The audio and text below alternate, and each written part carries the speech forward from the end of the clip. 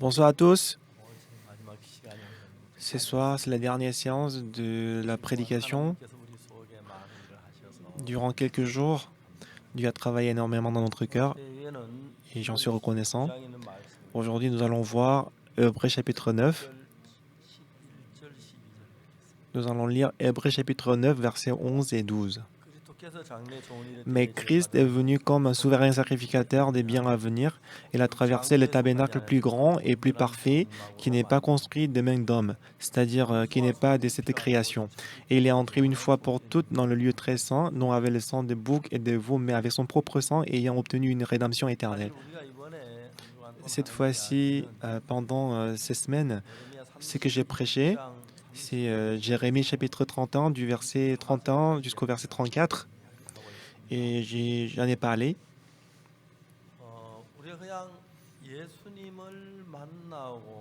Si on rencontre Jésus et que si notre cœur devient un avec le cœur de Jésus-Christ et pendant qu'on se communique et pendant qu'on s'échange, lorsque notre cœur est connecté au cœur de Jésus-Christ, on peut voir que Jésus-Christ est vivant dans notre cœur et travaille. Tout à l'heure, nous avons vu la vidéo, le documentaire de Mounejin. Quand j'ai entendu que Mounejin, la sœur Mounejin, a rencontré l'accident, elle a aidé la construction au Ghana et que la planche sur laquelle elle était debout était cassée et qu'elle était tombée. Et le premier os de colonne vertébrale a été cassé et que ça a endommagé les nerfs, ce qui fait qu'elle était paralysée et ne pourrait pas marcher toute la vie. Alors quand on l'a ramenée à l'hôpital au Ghana, on dit qu'elle n'était pas du tout malade. Mais quand elle est retournée à la maison, ses jambes étaient paralysées. Mais les hôpitaux en Afrique, on ne pouvait pas opérer Hejin. Alors on devait le ramener rapidement en Corée pour l'opération. Et à l'époque, le vol le plus rapide, c'était par Arab Emirates. Alors on a contacté immédiatement la compagnie aérienne de Arab Emirates. Alors on a dit qu'il y a une étudiante coréenne, elle est allée au Ghana pour le bénévolat, mais elle s'est blessée à la colonne vertébrale. J'ai demandé si ils peuvent prendre la Hejin, mais la compagnie aérienne a demandé si elle peut s'asseoir. Bah, j'ai dit non. Alors on a supplié, mais la compagnie dit qu'il y a des règles. Alors j'ai demandé si on ne peut pas la faire se coucher sur le couloir, mais ils ont dit non. Alors si elle peut s'asseoir, on peut la faire entrer dans notre vol avion, mais on peut pas si elle peut pas s'asseoir. En fait, on devait la ramener rapidement en Corée. Et le deuxième vol plus rapide, c'était par la compagnie aérienne Lufthansa. C'est le vol qui fait l'escale à Francfort et qui vient en Corée. Alors on a appelé la compagnie aérienne. Et la compagnie dit aujourd'hui c'est pas possible, mais demain c'est possible. Alors j'ai demandé pourquoi c'est pas possible aujourd'hui. Pourquoi? Parce que notre avion a déjà quitté Francfort pour aller au Ghana. Et normalement, on devait mettre le lit dans l'avion. On doit enlever 14 sièges de l'avion et on met le lit. Mais puisqu'on a déjà envoyé l'avion, ce n'est que demain qu'on peut le faire. Donc on a décidé de mettre Regine dans l'avion Lufthansa et l'envoyer en Corée. Alors j'ai appelé le missionnaire qui est à Francfort. Alors quand j'ai appelé le missionnaire et à Francfort, il dit qu'il n'était pas à Francfort, mais il était dans une autre ville pour le séminaire. Alors j'ai expliqué la situation et je lui ai demandé d'aller rapidement à Francfort. Et ensuite, alors j'ai appelé les frères et les sœurs du Ghana.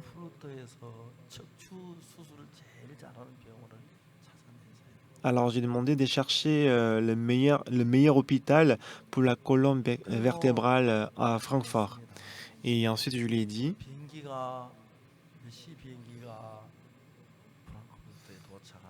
alors je lui ai dit que l'avion arrivera à Francfort à telle heure avant que les autres passagers descendent, il faut faire descendre premièrement Régine et la ramener directement à l'hôpital. Et il faut commencer immédiatement l'opération. Alors je lui ai dit, il faut vraiment vous dépêcher. Alors on a envoyé la mère de Régine à Francfort, l'Allemagne. Alors jusqu'à présent, on a envoyé 10 000 étudiants à l'étranger. Et vraiment, sans les accidents, on a réussi à envoyer les étudiants, mais l'accident de Régine a beaucoup fait du mal au cœur. Alors, merveilleusement, après l'opération, le docteur a dit qu'elle a fait l'opération d'abord la colonne vertébrale et après du côté poitrine. Elle a dit qu'avec les 6 machines à couper, on doit d'abord enlever et couper les côtes et ensuite on opère la colonne vertébrale. Mais la façon dont il a parlé, c'était trop cruel. Alors malheureusement, au lieu de couper les côtes, on a ouvert les côtes pour l'opération. Donc il a dit qu'il a fait tout ce qu'il peut. Ensuite, après qu'il a passé quelques mois à Francfort, on l'a ramenée en Corée. Elle a été hospitalisée dans l'hôpital de Hanyang, l'université de Hanyang. Alors je suis allé là, à l'université de Hanyang, pour la voir. Pour la première fois après son arrivée. C'était les mêmes pieds. C'était les mêmes pieds, mais après que les nerfs étaient coupés, c'est devenu des pieds qui ne peuvent rien faire et qui ne peuvent même pas bouger. Alors j'ai dit à Hejin, nous avons Dieu vivant. Et Dieu, rien n'est impossible à Dieu. Et je ne suis pas ton vrai père, mais je veux que tu sois guéri.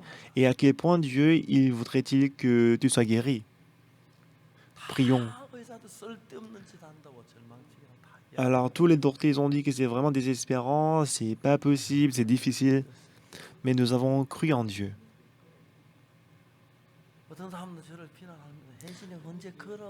Alors quelqu'un se moque de moi en disant que Hejin elle va vraiment marcher. Non, c'est pas possible, c'est ridicule. Mais nous, jusqu'à maintenant, on ne croit pas qu'elle ne marchera pas. Ça fait déjà une dizaine d'années qui s'est écoulée, mais on croit plutôt que Dieu va la faire marcher. Mais ce qui est très étonnant au fil du temps, les jambes, les jambes des régimes, puisque les nerfs sont coupés, ça doit être très maigre, mais il y a des graisses, ça a gagné du poids. Et ancien Hwang Yo-jong, il a soigné Hae-jin. Alors au départ, il ne pouvait même pas utiliser et fait bouger les jambes, mais il a pu faire bouger un peu les jambes. Après que j'ai cru en Dieu, en Jésus-Christ, j'avais problème de l'estomac et j'ai failli mourir. Et j'avais également pris problème avec le cœur et j'ai failli mourir. Et en ce moment-là, Dieu m'a aidé. Et aujourd'hui, je suis en bonne santé. Et Dieu qui est vivant dans notre cœur. Si son cœur est attaché à notre cœur, si on devient un cœur, et à partir de ces moments, notre cœur devient un avec Dieu.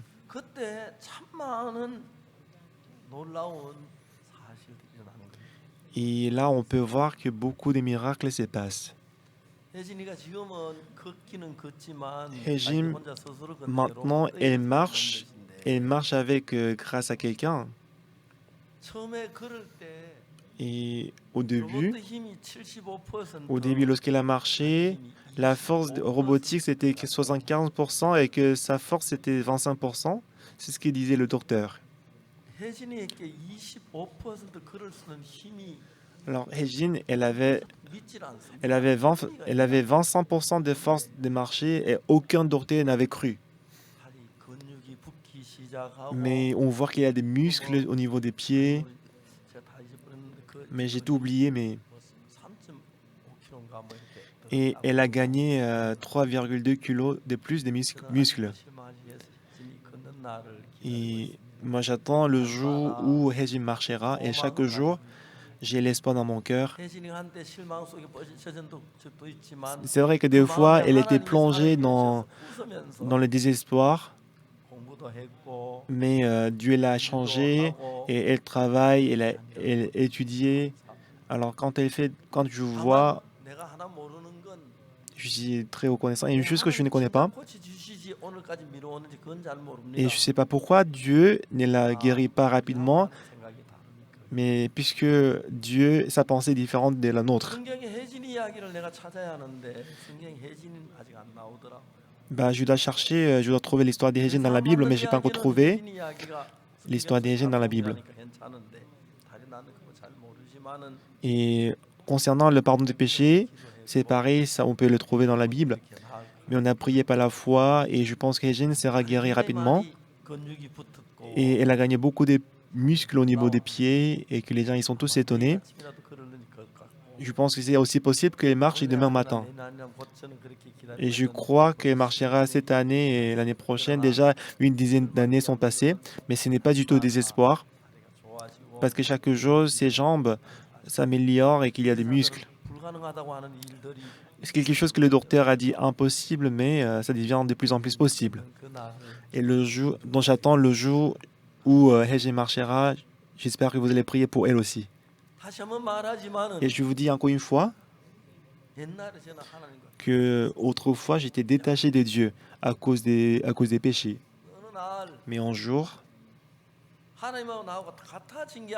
il y a une chose commune entre Dieu et moi, c'est-à-dire le cœur est devenu un.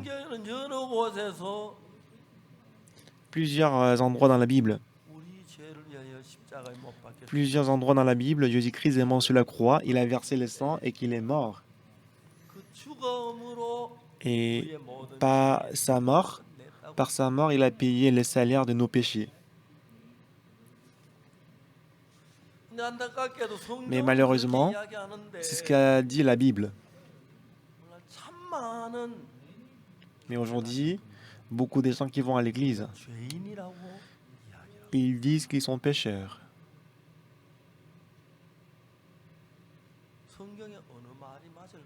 Alors, la parole de qui a raison? C'est vrai qu'on a commis le péché, on est pécheur. Donc, si je vous explique avec l'exemple très simple, disons que dans un restaurant, moi et mon fils, on a mangé. Alors, j'ai dit à mon fils, comme je suis très occupé, je vais y aller. Et mon fils, tu peux manger, tu peux prendre du temps pour manger. J'ai payé tout. Et mon fils, il n'a pas payé. Si j'ai payé pour ma part et pour mon fils, bah, c'est comme si mon fils a payé aussi. Alors, est-ce que le restaurant va demander à mon fils de payer encore? Non, ça peut créer des problèmes parce que j'ai déjà payé à sa place aussi, n'est-ce pas? Ça n'a pas de sens.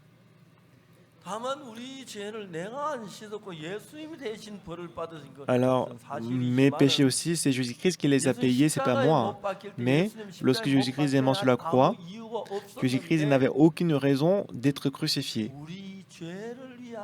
Mais à cause de nos péchés, il est mort sur la croix, à cause de nos péchés. Dans ces cas, parce qu'il a payé le salaire de nos péchés, il est certain que nos péchés sont lavés. Bah, si on croit en Jésus-Christ, pourquoi on ne croit pas ça? Toujours on a mis la croix dans la maison, disant que Jésus-Christ est mort sur la croix pour nos péchés. C'est vrai que Jésus-Christ est mort sur la croix pour nos péchés, mais si on est toujours pécheur, ça veut dire que Jésus-Christ n'a aucune raison et il est mort pour rien. Alors aujourd'hui, Hébreux chapitre 9. Aujourd'hui, nous avons lu Hébreux chapitre 9. Alors, je vais continuer d'abord ce que j'avais prêché ce matin, Hébreux chapitre 10, et ensuite je vais aller au chapitre 9. D'accord? D'abord, chapitre 10. Chapitre 10, verset 11. Qu'est-ce qui est écrit dans le verset 11? Et tandis que tout sacrificateur fait chaque jour le service et offre souvent les mêmes sacrifices qui ne peuvent jamais ôter les péchés. Ça, qu'est-ce que ça veut dire? Alors, si on va Hébreux chapitre 10, verset 1, en effet, la loi qui possède une ombre des biens à venir et non l'exacte représentation des choses. Les sacrifices qu'on a donnés à Dieu en égorgeant la chèvre, c'était une ombre des biens à venir. Ça veut dire que Jésus-Christ viendrait dans ce monde pour mourir à notre place. C'est ça, en fait, l'ombre des biens à venir, c'est-à-dire l'ombre de Jésus-Christ.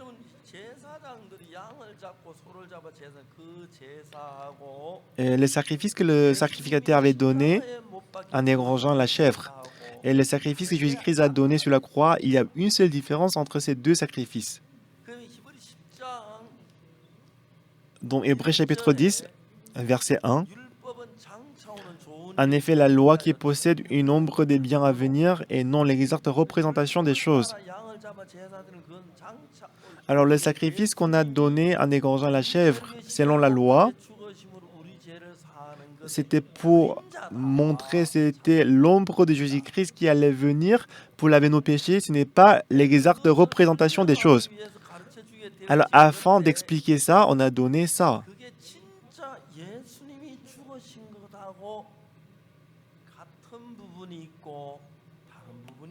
Donc, avec ça et la mort de Jésus-Christ, il y a des similarités, il y a aussi des différences.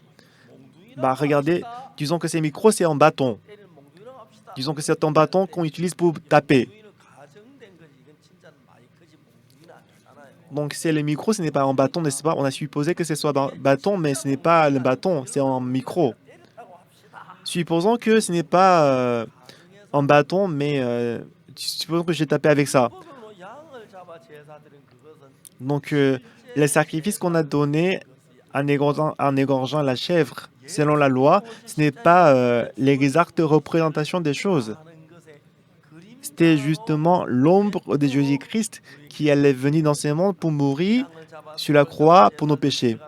Égorger la chèvre et faire l'expiation du péché, ça, c'est une ombre des biens à venir. C'est une ombre de Jésus-Christ qui allait venir et mourir sur la croix. Est-ce que vous comprenez? C'est le micro. C'est le micro, c'est ça le micro. Mais on peut supposer que ça soit en bâton, mais en réalité, ce n'est pas en bâton, mais c'est en micro.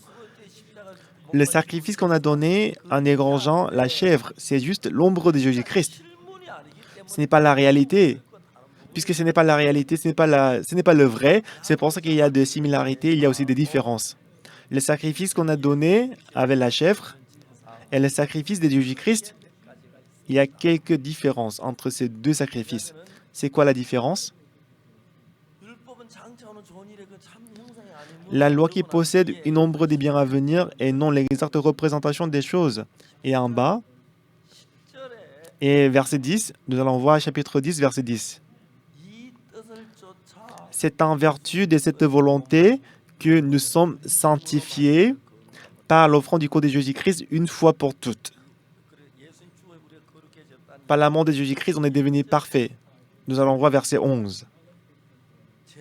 Et tandis que tout sacrificateur fait chaque jour le service et offre souvent les mêmes sacrifices qui ne peuvent jamais ôter les péchés. Pourquoi? Les sacrificateurs, quand ils donnent un sacrifice, à travers ces sacrifices, si le péché peut être lavé pour toujours, ce n'est pas la peine de donner chaque jour le même sacrifice. Dans l'Ancien Testament, le sacrifice qu'on a donné en égorgeant les taureaux et la chèvre, c'est vrai qu'à travers ces sacrifices, le péché peut être lavé, mais c'est juste l'ombre de Jésus-Christ. Ça peut laver le péché, mais ça peut laver le péché momentanément, mais ces sacrifices ne peuvent pas laver le péché pour toujours. Pourquoi? Parce que Tout sacrificateur fait chaque jour le service et offre souvent les mêmes sacrifices. Pourquoi? Parce que si on a lavé le péché pour toujours, c'est pas la peine de donner les mêmes sacrifices. Mais puisque les sacrifices qu'il donne, ça peut laver le péché provisoirement, si on ne pêche plus, ça va, mais si on pêche encore, on devient pécheur. Alors on donne encore les sacrifices. Si on pêche, on donne les mêmes sacrifices. Chaque jour, on a donné souvent les mêmes sacrifices. Alors chapitre 10, verset 10. C'est en vertu de cette volonté que nous sommes sanctifiés par l'offrande de Jésus-Christ, dans l'offrande du corps de Jésus-Christ, une fois pour toutes. Ici, on a dit une fois pour toutes. Il n'y a pas la deuxième fois. Une fois pour toutes. À travers la première fois, le péché peut être lavé pour toujours. C'est ce que ça veut dire. Le sacrifice que Jésus-Christ avait donné, c'est pour le pardon des péchés pour toujours. Mais dans l'Ancien Testament, les sacrifices qu'on a donnés avec la chèvre et le mouton, c'était pour le péché provisoire, le péché qu'on a commis. Pourquoi? La raison, c'est très simple. Le monde dans lequel nous vivons et le royaume de Dieu sont différents. Le royaume de Dieu est un monde éternel. Si nous allons au ciel, nous n'allons pas mourir. Ce n'est pas avec ces corps qu'on va aller au ciel. Le royaume de Dieu est un monde éternel. C'est pour ça qu'on dit que c'est un monde éternel. Et le monde dans lequel nous vivons, c'est un monde limité par le temps. Si le temps passe, on devient vieux, âgé et on va mourir. Tout ce qui se trouve dans ce monde change. Pourquoi? Parce que le monde est limité par le temps. Alors, si Jésus-Christ a donné le sacrifice dans ce monde, puisque c'est un monde qui est limité par le temps, dans le monde limité par le temps, il y a le passé, le présent et le futur.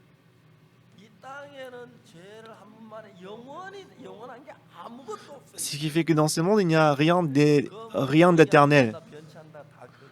Mais on dit que l'or, ça ne va pas être rouillé, mais ce n'est pas vrai.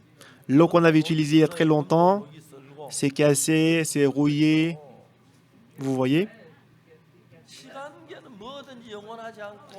Et le monde qui est limité par le temps, rien n'est éternel. Si le temps passe, tout change. Tout ce qui se trouve dans ce monde change. On dit que peut-être on pense que l'or ne change pas, le diamant ne change pas, mais ça change. Mais puisque le royaume de Dieu, c'est un monde éternel. Là, on ne va pas vieillir, on ne va pas mourir, on n'échange jamais dans le monde éternel. On va y vivre pour toujours. Alors, tout ce que nous avons dans ce monde, c'est provisoire et c'est momentané. Le sacrifice qu'on donne avec le mouton et la chèvre, c'est momentané, c'est pour une fois. Ce qui fait que si on pêche à nouveau, on devient pécheur. On est obligé de égorger à nouveau la chèvre. À chaque fois qu'on commet le péché, on doit donner les sacrifices. Mais si vous voyez en détail Hébreux, dans le verset 11, chapitre 10, verset 11, tandis que tout sacrificateur fait chaque jour les services et offre souvent les mêmes sacrifices qui ne peuvent jamais ôter les péchés, dans le verset 12. Lui, après avoir offert un seul sacrifice pour les péchés, s'est assis pour toujours à la droite de Dieu.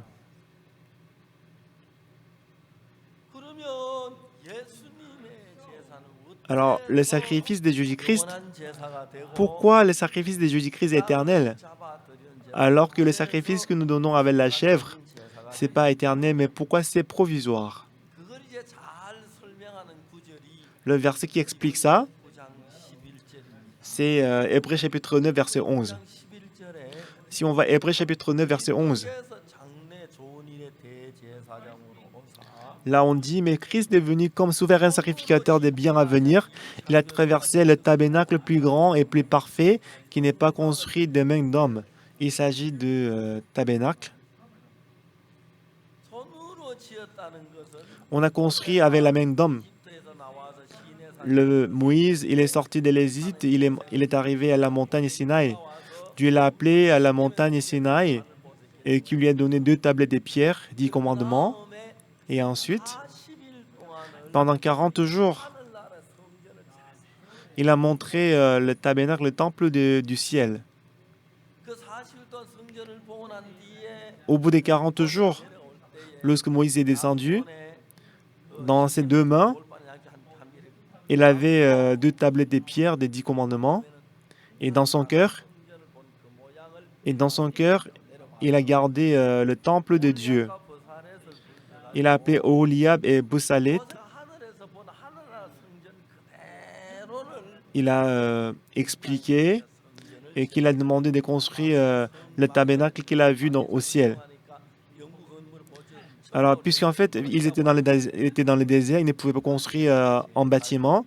C'est pour ça qu'ils ont plutôt fait en tabernacle. C'est là qu'on a donné les sacrifices. Et c'est le monde limité par le temps. Donc le péché est lavé quand on donne le sacrifice pour un moment et après, on est obligé de donner à nouveau. Mais Hébreux chapitre 9, verset 11. Mais Christ est venu comme souverain sacrificateur des biens à venir. Il a traversé le tabernacle plus grand et plus parfait, qui n'est pas construit de main d'homme, c'est-à-dire qui n'est pas de cette création. Ça veut dire quoi? Ça veut dire le temple, le tabernacle qui est au ciel. Donc le tabernacle sur la terre a été construit par Oholiab et Boussalet, mais le tabernacle qui est au ciel, c'est un tabernacle plus grand et plus parfait. C'est un tabernacle qui se trouve dans le ciel, dont les sacrificateurs, ils donnent les sacrifices dans le monde. Alors, même s'ils donnent les sacrifices, ils ne se limitaient pas le temps. Mais tout ce qui est au ciel, tout est éternel. Même les sacrifices, c'est éternel. Est-ce que vous comprenez?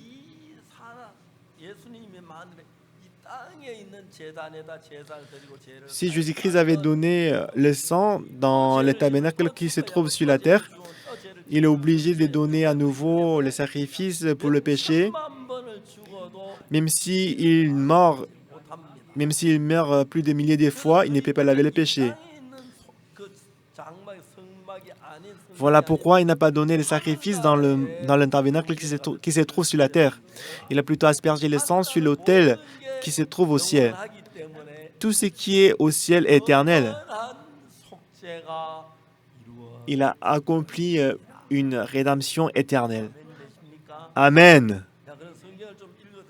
Donc je vais lire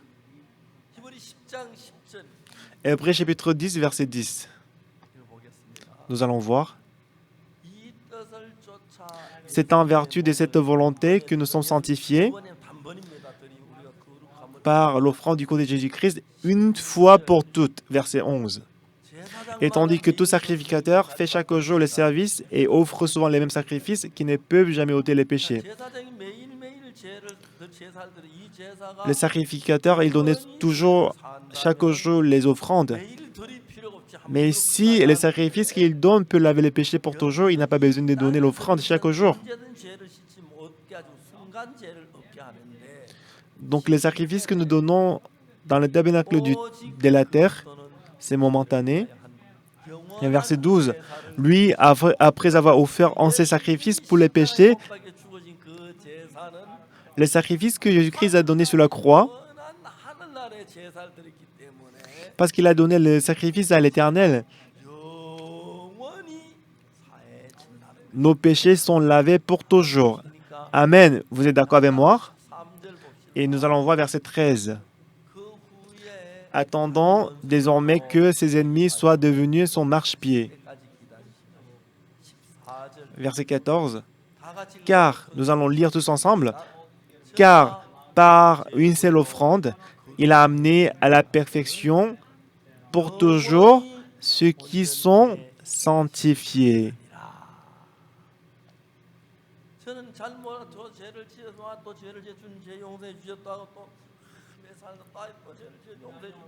Alors, tout le jour, après avoir commis le péché, j'ai demandé le pardon à Dieu.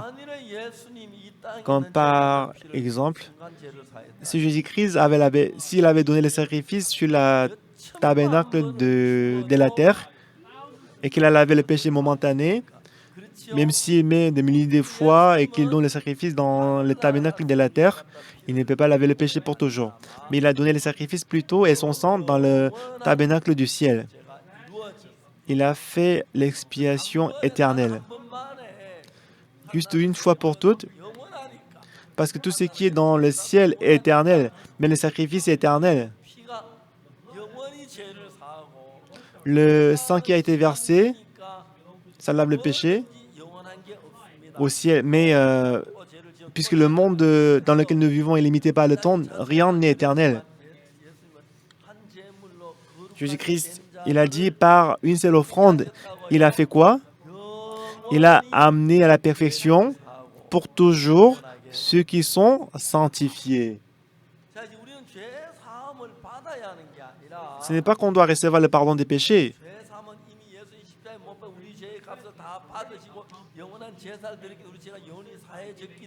Jésus-Christ a déjà donné le sacrifice dans le ciel et que nos péchés sont lavés. Alors ce soir, qu'est-ce que vous devez faire?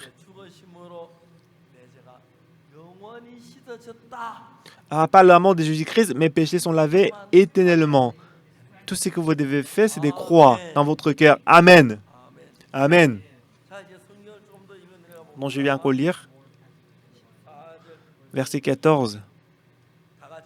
Nous allons lire tous ensemble. Car par une seule offrande, il a amené à la perfection pour toujours ceux qui sont...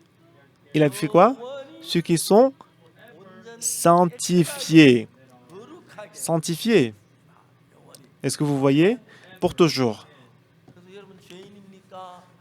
Alors, est-ce que vous êtes pécheur? Est-ce que vous êtes pécheur? Si vous êtes encore péché, levez la main. Tout le monde, ils ont fait X. Ils ont fait X, ça veut dire qu'ils ne sont pas les pécheurs. Vous croyez que vos péchés sont lavés? Amen. Oui, merci.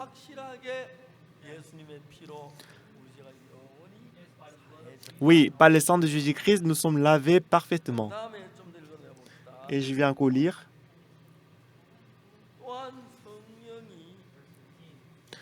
C'est ce que le Saint-Esprit nous atteste aussi, verset 16. Voici l'alliance que je ferai avec eux après ces jours-là, dit le Seigneur. Je mettrai mes lois dans leur cœur et je les écrirai dans leur esprit. Et ensuite, il est écrit quoi? Et je ne me souviendrai plus, n'est-ce pas? Et leurs péchés, ni leurs iniquités, je ne me souviendrai plus. Est-ce que Dieu se souvient de nos péchés ou pas? Il ne se souvient pas de nos péchés. Alors, Jérémie chapitre 31, verset 31, le je viens dit l'Éternel. Je ferai avec la maison d'Israël, la maison de Juda, une alliance nouvelle.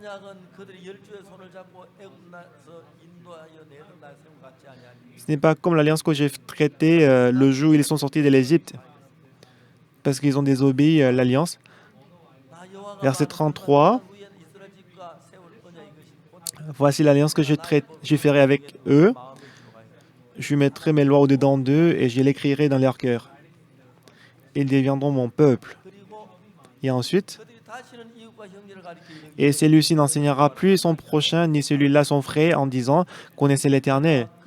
Car tous me connaîtront depuis le plus petit jusqu'au plus grand, car je pardonnerai leur iniquité et je ne me souviendrai plus de leurs péchés. Verset 31. C'était quoi la première alliance que Dieu il a établie avec le peuple d'Israël? C'était la loi. Selon la loi, si on l'observe, on est béni. Si on ne l'observe pas, on est maudit. Mais puisque nous, les êtres humains, nous commettons le péché chaque jour, parce que nous commettons le péché chaque jour, donc ça ne marche pas.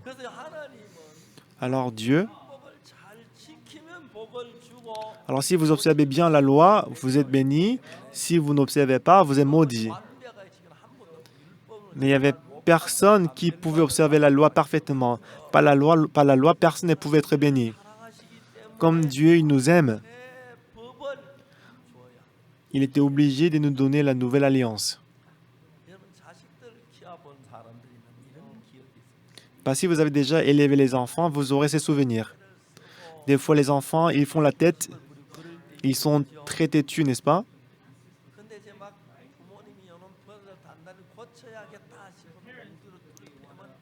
Alors les parents peuvent les taper en disant que je vais changer les habitudes.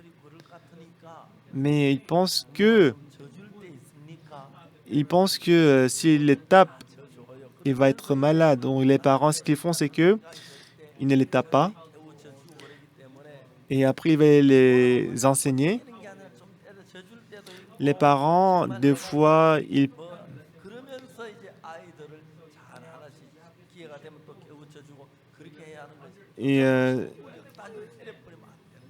donc, on ne doit pas taper les enfants n'importe comment, mais on doit les faire comprendre aussi qu'ils ont tort, qu'ils ont fait des erreurs. Moi aussi, en lisant la Bible, j'étais très étonné de voir ces genre de choses. Jésus-Christ, il est mort sur la croix pour nos péchés. S'il avait donné les sacrifices dans ce monde, puisque ce monde est limité par le temps, dans ce monde, plus de 1 milliard, 2 milliards, 3 milliards de personnes ils commettent le péché plus d'une fois par jour. Alors même si Jésus-Christ est mort plus de milliers de fois et donne le sacrifice sur la terre, il ne peut pas laver le péché de tout le monde. Il n'a pas donné le sacrifice dans le tabernacle de la terre, mais il a donné plutôt le sacrifice au ciel. Donc avec le sang des boucs et des chèvres, mais avec son propre sang,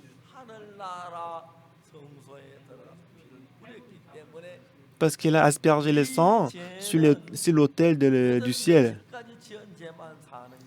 Il n'a pas seulement lavé le péché jusqu'à telle date, mais parce qu'il a fait l'expiation éternelle, la rédemption éternelle. Le sang qu'il a versé il y a 2000 ans, mais le péché de nos enfants, il a lavé tous ses péchés. Alors nous allons voir Hébreux chapitre 10, verset 16. Verset 15. C'est ce que le Saint-Esprit nous atteste aussi, car après avoir dit, « Voici l'alliance que je ferai avec eux. Après ces jours-là, dit le Seigneur, je mettrai mes lois dans leur cœur et je les écrirai dans leur esprit. »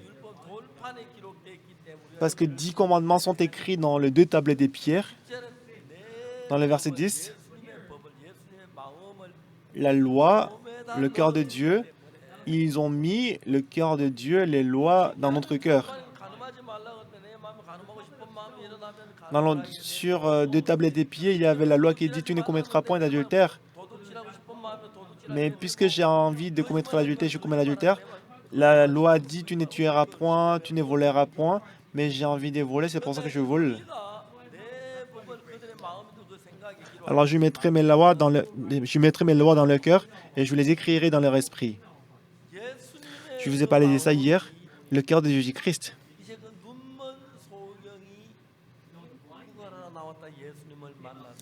L'aveugle, il était sorti pour mendier, mais il a rencontré Jésus-Christ. Jésus-Christ, il a mis de la boue sur ses yeux et ensuite il a demandé de se laver au Siloé, au réservoir de Siloé. Mais cet aveugle,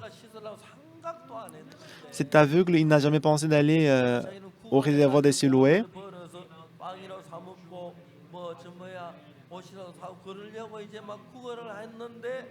Alors j'ai pensé, l'aveugle, il a réfléchi et qu'il est sorti pour mendier. Il avait le plan de mendier, mais Jésus-Christ a dit de se laver au réservoir de Siloé. Donc il n'a pas suivi sa pensée, mais la parole de Jésus-Christ a battu sa pensée. Alors il est allé au réservoir de Siloé. Alors le fait que l'aveugle est allé au réservoir de Siloé, ce n'est pas lui qui y est allé, mais C'est la parole de Jésus-Christ qui est entrée dans son cœur et qui l'a fait venir jusqu'à réservoir des Siloé.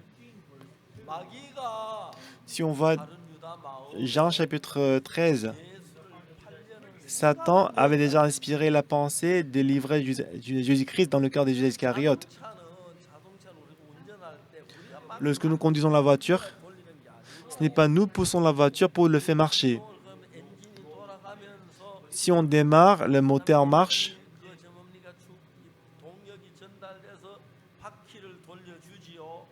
Donc, lorsque la voiture a démarré, ça va donner la force au niveau des roues, ça roule.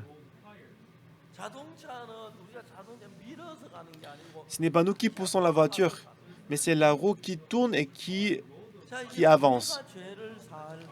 Alors, pour nous de laver le péché, lorsque Jésus-Christ est mort sur la croix pour nos péchés, il a fait une rédemption éternelle. Alors, dans l'Ancien Testament, le sacrifice qu'on avait donné, ça peut laver seulement le péché de la journée. Mais Jésus-Christ, lorsqu'il est mort, il n'a pas mis son sang sur le tabernacle de cette terre. C'est ce que dit Hébreux chapitre 9, verset 11. Jésus-Christ est venu comme souverain sacrificateur des biens à venir. Il a traversé le tabernacle plus grand et plus petit qui n'est pas construit des mains d'hommes. Verset 12. Il est entré une fois pour toutes dans le lieu très saint, non avec le sang des boucs et des veaux, mais avec son propre sang, ayant obtenu une rédemption éternelle. Amen. Alors quand on a lavé le péché à travers le tabernacle de la terre, ça a lavé le péché momentanément, mais par exemple, l'aveugle, il a voulu mendier l'argent pour acheter du pain, mais Jésus-Christ lui a dit, va laver au réservoir des Siloé. Donc il est allé au Siloé sans mendier, n'est-ce pas? Il était conduit par quoi? Étant conduit par la parole du pasteur. Il est allé au Siloé. Alors vous pensiez que vous êtes pécheur. Lorsqu'on croit que le sang de Jésus-Christ a lavé nos péchés, et cette foi nous dira, ah, je suis juste, je ne suis pas pécheur. C'est ce que vous allez dire. Même si vous savez que Jésus-Christ est mort sur la croix, si vous ne savez pas que Jésus-Christ a lavé le péché pour toujours, les gens ils vont penser que les gens ils pensent qu'ils sont pécheurs. Mais lorsque Jésus-Christ est mort sur la croix, il a lavé le péché. Lorsqu'on croit en cela, cette foi, ce n'est pas ma foi, mais c'est la foi de Jésus-Christ. Le fait que l'aveugle est allé au réservoir des Siloé pour se laver, ce n'était pas son cœur à lui. Alors lui, il devait mendier, il devait demander l'aumône pour recevoir l'argent des pains et vie. Mais Jésus-Christ a dit, va au réservoir des Siloé pour te laver. Mais non, aujourd'hui, je dois mendier. Lorsque la parole de Jésus-Christ a surmonté mon cœur, j'ai arrêté de mendier.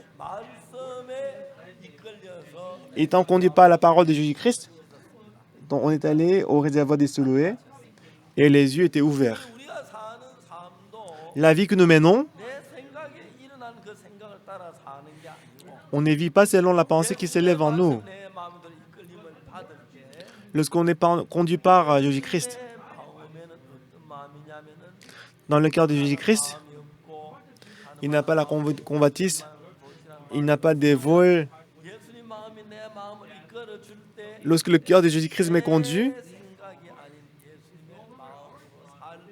lorsque nous vivons avec le cœur de Jésus-Christ, non avec notre pensée, on peut être affranchi du péché et qu'on peut mener la vie brillante et sainte. Alors nous vivons avec le cœur de Jésus-Christ. Mais si mon cœur coule encore avec la chair, si on commet encore le péché, Mais pour cela qu'il a fait une rédemption éternelle. Le péché est lavé pour toujours. Alors si je dis comme ça, quelqu'un dit, bah ça veut dire que moi je peux pécher librement, je peux pécher comme je veux. Donc c'est pas ça. Et vous pensez pas que vous péchez librement? Vous péchez librement, comme vous voulez. Des fois, vous faites attention, vous ne faites pas attention, mais vous péchez quand même. Alors,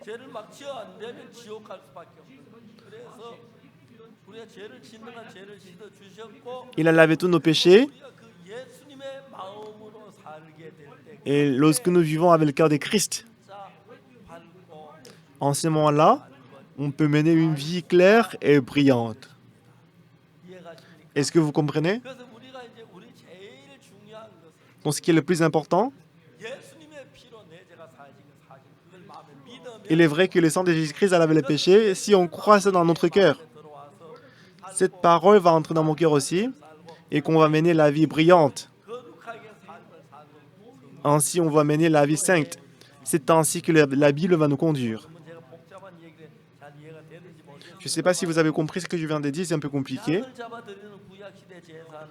Le sacrifice de l'Ancien Testament qu'on avait donné par la chèvre, ça a lavé le péché momentanément, provisoirement. Mais le sacrifice de Jésus-Christ, parce qu'on a aspergé le sang sur les cônes de l'autel céleste, ça a lavé le péché pour toujours. Mais le péché de ceux qui étaient dans ce monde avant l'arrivée de Jésus-Christ, même Jésus-Christ, Dieu a lavé le péché des gens qui étaient dans la même époque de Jésus-Christ, mais 2000 ans après, Jésus-Christ a lavé le péché de tout le monde. Il a fait l'expiation du péché. Est-ce que vous comprenez? Mais la plupart des gens, ils disent toujours qu'ils sont pécheurs parce qu'ils ont commis le péché. Quand on commet le péché, on a l'impression qu'on est les pécheurs. Mais si ces péchés même est lavé, on n'est pas pécheur, mais on est juste. Est-ce que vous êtes d'accord avec moi? Amen. Si vous comprenez, faites en cercle. Ben, merci beaucoup. La plupart de vous, vous comprenez. Ce n'est pas par nos œuvres qu'on lave le péché.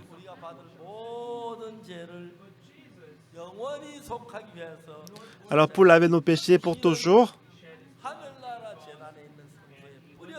Jésus-Christ a aspergé le sang sur les camps de l'autel céleste. C'est ainsi que les péchés sont lavés éternellement. Ce qui est le plus important, c'est pour ceux qui croient en Jésus-Christ. Quelles que soient mes pensées, c'est la parole qui dit que nos péchés sont lavés. On doit croire que les péchés sont lavés. Alors, même si quelqu'un dit, bah, aujourd'hui j'ai reçu le sang, le feu et de l'eau pour être sauvé, mais ne l'écoutez pas. Crois en Jésus-Christ et crois à la parole. Depuis que j'ai découvert que c'est par ces paroles que l'on est sauvé, j'ai pu voir que Jésus-Christ est entré dans mon cœur et qu'il a travaillé énormément.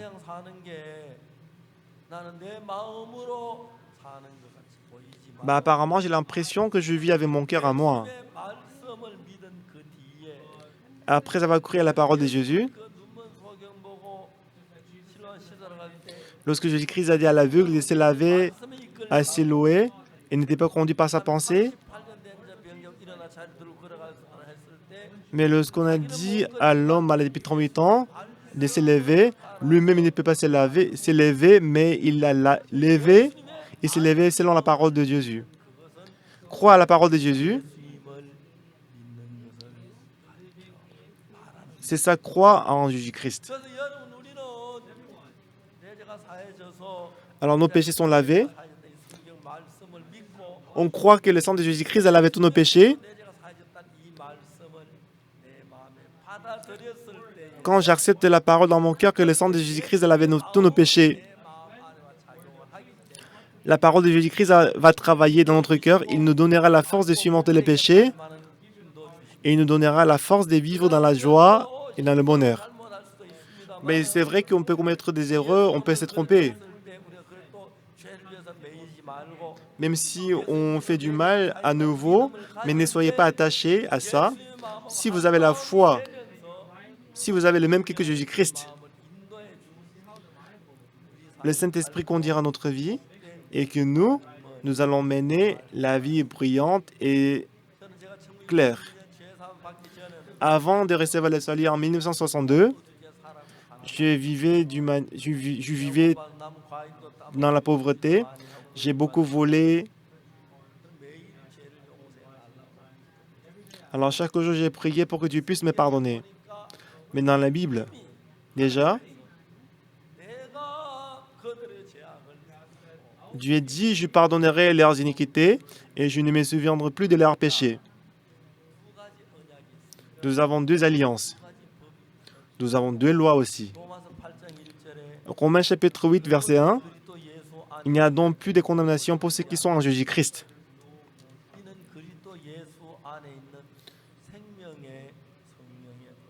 C'est la loi de la vie et de l'esprit. C'est parce qu'en effet, la loi de l'esprit de vie en Jésus-Christ m'a affranchi de la loi du péché et de la mort. Ici, la loi du péché et de la mort, il représente la loi. 10 commandements. La loi nous rend pécheurs et la loi, finalement, elle nous fait mourir. Donc, on doit être détruit à cause de la loi du péché et de la mort. Mais Dieu nous a aimés. Alors, Dieu nous a donné Jérémie chapitre 31, verset 31 jusqu'au verset 34. Selon la loi, si on observe toutes les lois, on est béni, sinon on va être maudit. Mais il n'y a personne qui garde la loi parfaitement. Donc, du coup, on est censé être détruit. Mais quand on a lu la Bible en détail, la nouvelle alliance n'est pas comme ça. C'est différent de la loi.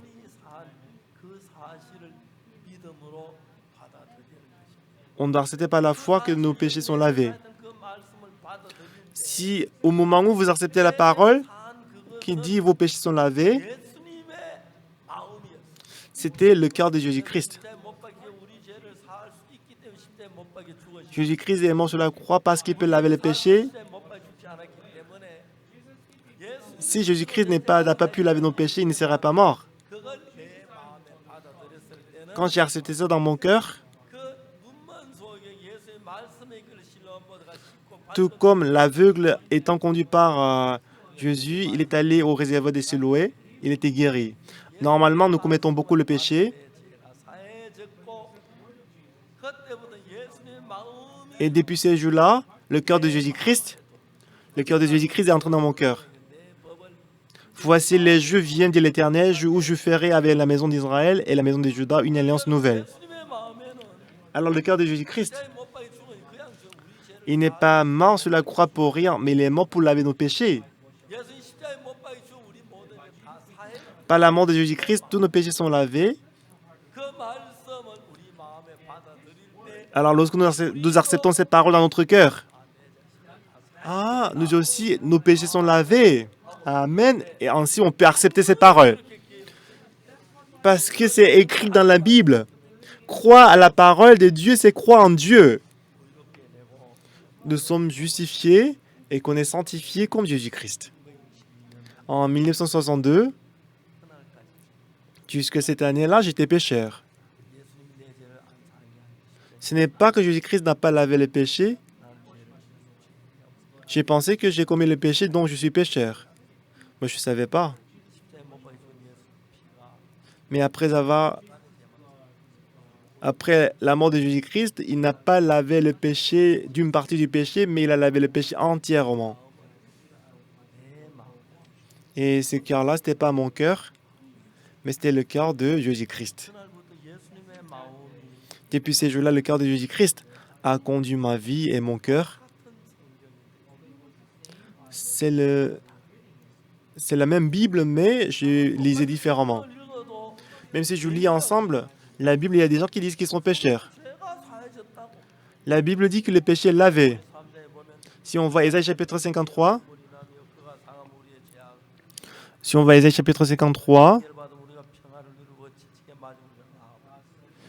On dit ici qu'il était blessé pour nos péchés, brisé pour nos iniquités. Le châtiment qui nous donne la paix est tombé sur lui. Et c'est par ses meurtrissures que nous sommes guéris. Et nous étions tous errants comme des brebis. Chacun suivait sa propre voie. Et l'Éternel a fait retomber sur lui les iniquités de nous tous. La Bible dit qu'il a fait retomber sur Jésus les iniquités de nous tous. Il a versé le sang, il a lavé tous nos péchés. La parole qui dit que mes péchés sont lavés, ce n'est pas ma pensée à moi, mais c'est le cœur de Christ. Lorsque nous acceptons le cœur de Christ,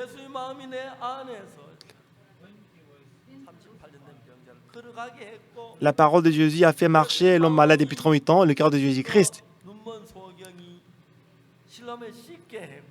Le cœur de Jésus-Christ a fait s'est lavé l'aveugle au réservoir de Siloé. Lorsque le cœur de Jésus-Christ est en nous, il a fait en sorte qu'il puisse travailler avec le même cœur que Jésus-Christ. Alors si on va à Romains chapitre 4, verset 25, Jésus a été livré pour nos offenses et qu'il a été ressuscité pour notre justification. Jésus-Christ est mort pour nos péchés et qu'il est ressuscité pour notre justification. Regarde la trace des clous. Regardez la trace des lances sur mes côtés. Regardez la trace des couronnes des épines sur ma tête. J'ai reçu tout ça à cause de tes péchés. Tes péchés sont lavés. C'est ça la parole de Jésus-Christ. Si cette parole entre dans mon cœur, moi, mes péchés sont lavés par la croix de Jésus-Christ. Pour quelqu'un dit, c'est vrai que Jésus-Christ a lavé tous nos péchés sur la croix, mais en sachant tout ça, s'il dit toujours qu'il est pécheur, ça veut dire qu'il dit que Jésus-Christ a échoué sur la croix. Abandonnez vos pensées maintenant. Il faut croire à la parole de la Bible. Parce que la parole de la Bible, c'est aussi la parole de Jésus. Si Jésus entre dans le cœur et qu'il travaille, de ce moment-là, vous aurez la paix, vous aurez le travail de Dieu et vous recevrez autant de bénédictions. En 1962, un jour, j'ai cru en Dieu. J'ai cru la croix de Jésus-Christ. La mort, le sang sur la croix de Jésus, tous mes péchés sont pardonnés. Et en ce moment-là, que le cœur de Jésus-Christ est entré dans mon cœur et qu'il m'a conduit. J'ai aussi ma pensée à moi. Mais depuis que je suis conduit par le cœur de Jésus-Christ, depuis où Jésus-Christ a dit « Je mettrai mes lois dans leur cœur et je l'écrirai dans leur esprit. » Je ne me souviendrai plus de leurs péchés ni de leurs iniquités. Ensuite, Jésus-Christ est venu dans mon cœur. Avant, quand j'avais la tentation, quand j'étais tombé dans l'épreuve, et je pense que c'est moi qui le faisais, mais c'était la pensée de Satan qui m'a entraîné. Je vois que Dieu travaille énormément à travers moi. Quand j'étais malade, Dieu m'a guéri complètement. Quand j'avais mal au cœur, en 1999, j'étais très difficile. J'ai failli mourir et Dieu a travaillé beaucoup. Et à chaque fois qu'on a prié, on a vu la réponse de Dieu. Donc j'étais très reconnaissant pour la grâce de Dieu. Même si nous lisons la même Bible, les gens qui ont la pensée humaine, ils vont lire toujours la Bible comme pécheurs. Mais ceux qui acceptent la parole de Dieu, il va croire que mes péchés sont lavés, je n'ai plus de péchés. Même si vous ne saviez pas que vous aviez dit que vous êtes pécheur, mais à partir de ce soir, vous devez croire à la parole de Dieu. Dieu a dit, je pardonnerai leurs péchés et je ne me souviendrai plus de leurs iniquités. C'est la parole que Dieu s'est adressée à vous. Il faut croire à cette parole. Normalement, à cause de la loi, on devait être détruit. On était comme la femme adultère. On a dit qu'on va établir la nouvelle loi. Alors, avant de juger, Dieu il a déjà établi l'alliance nouvelle. Ce n'est plus la loi de 10 commandements, mais la loi de la grâce. Selon la loi de la grâce, il n'y a plus de péché. Selon la loi, 10 commandements, on est pécheur. Par le sang de Jésus-Christ, on n'est plus pécheur. On est saint, on est juste. Alors si vous acceptez la parole de Jésus qui dit que vous êtes juste, vous êtes saint, vous êtes justifié, vous êtes sanctifié, vous louez le Seigneur, j'espère que vous vivrez dans le bonheur et dans la bénédiction. Prions.